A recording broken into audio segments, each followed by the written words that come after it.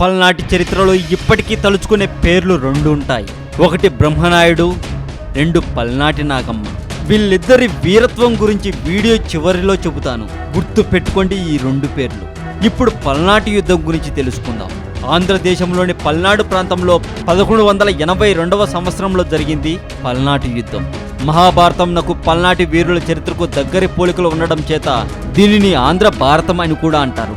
పల్నాటి యుద్ధం 12వ శతాబ్దపు ఆంధ్రదేశంలో రాజకీయ, సాంఘిక, మత మార్పులకు దోహదం చేసిన కీలక యుద్ధం.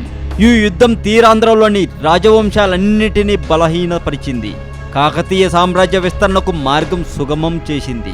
ఒక్కసారి చరిత్ర లోతుల్లోకి వెళ్లి చూస్తే పల్నాటి అణుగు మహారాజుకు మొదటి భార్య ద్వారా కలిగిన సంతానం నలగమరాజు, నరసింగరాజులు. రెండో భార్య ద్వారా కలిగిన సంతానం మలిదేవరాజు.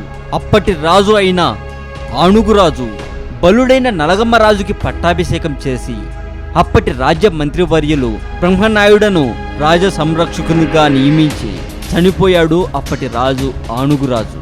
బ్రహ్మనాయుడు యువరాజులను పెంచి పెద్ద చేసి రాజ్యాన్ని అప్పగించాడు.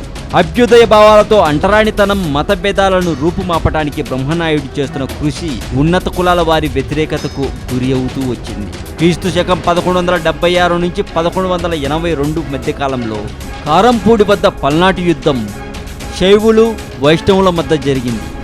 ఇందులో జరిగిన అపారమైన జన, ఆస్తి నష్టం వల్ల ఆంధ్ర రాజులందరూ బలహీనులయ్యారు.